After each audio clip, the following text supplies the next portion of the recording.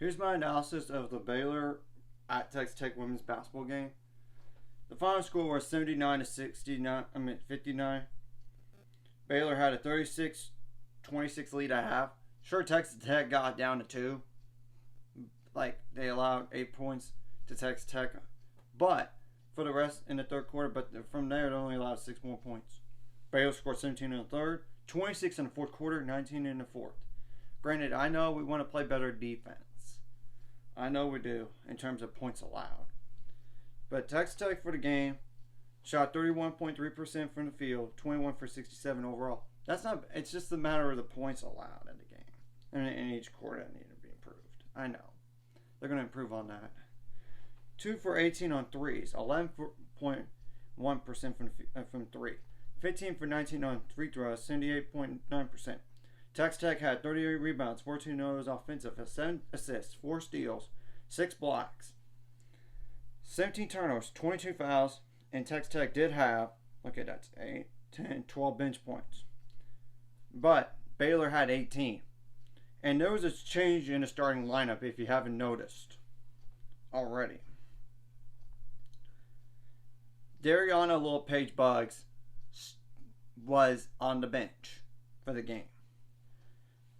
Baylor shot 45% from the field, 27 for 60 overall, 4 for 19 on threes, 21.1%. You still won the game by 20 despite not shooting that great. That just goes kudos to you. 21 for 26 on free throws, 80.8%. 42 rebounds, 9 of those offensive. 16 assists, 7 steals, 7 blocks, which is really impressive considering this team is not, they didn't play a single player above 6'1". I mean, 17 turnovers, 16 fouls. Now, over individual numbers, Jamie Asbury had 8 points on 4 for 12 shooting, 0 for 3 on threes, 3 rebounds, 2 assists, 3 steals, 2 blocks, 1 foul. Jane Owens finally got back to her scoring self again. She's been quiet in terms of points. 16 points, 5 for 11 shooting, 0 for 1 on threes, but 6 for 8 on free throws, 5 rebounds, 3 assists. She had way too many turnovers, 6 of them. Granted, the turnover number needs to go down in general. So that's biggest bugaboo. 1 foul. Sarah Andrews had 13 points on 4 for 10 shooting, 3 for 9 on threes, 2 for 2 on free throws. She did get a technical foul, by the way. She did. 3 rebounds, 4 assists, 1 steal, 1 block, 5 turnovers. So 11 turnovers came from 2 players. That has gotten improved. But that's besides the point. 4 fouls, like I said.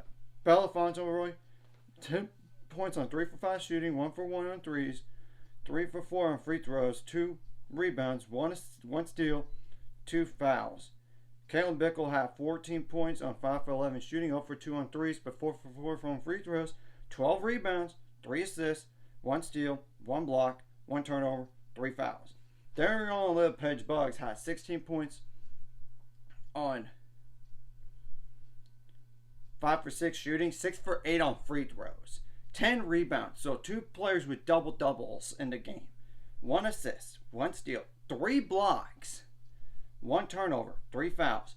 Jan Van Geinbeek had a mask on her face, but when she played, 2 points on 1 for 5 shooting, 0 for 3 on threes, 2 rebounds, 3 assists, 1 steal. Not 1 steal, I meant 1 turnover, 2 fouls.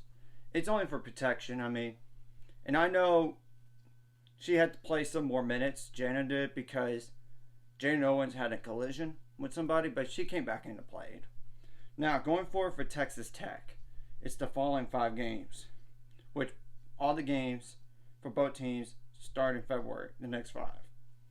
At Oklahoma State, 13-8 Kansas State at home. On the road to Texas, which they did defeat Texas, remember, they did. But it's in Austin this time. 13-5 Kansas at home for Texas Tech.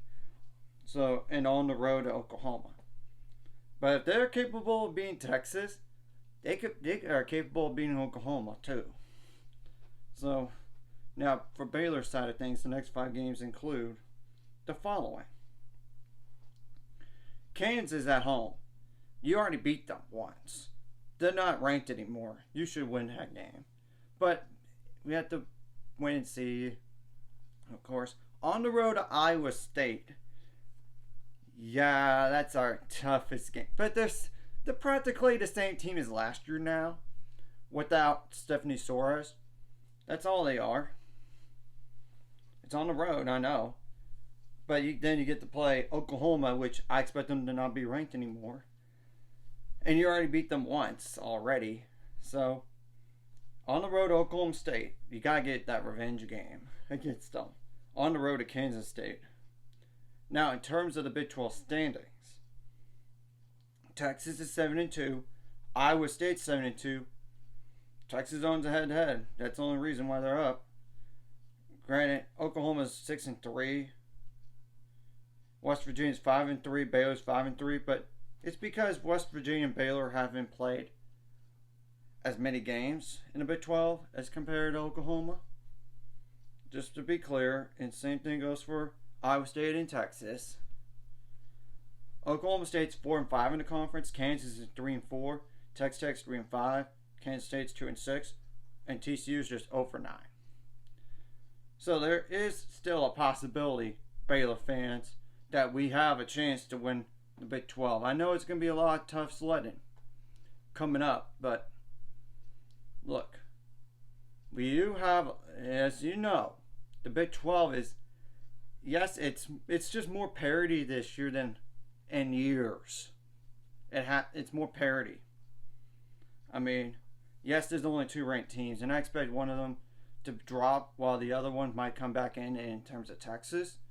That's who I think is going to be the other ranked team now, besides Iowa State. I really, really do. But we have to wait and see, though. Anyways, if you like this content, hit like and subscribe, and see you guys there. It's 500 subscribers. We're on the road to it. Let's go.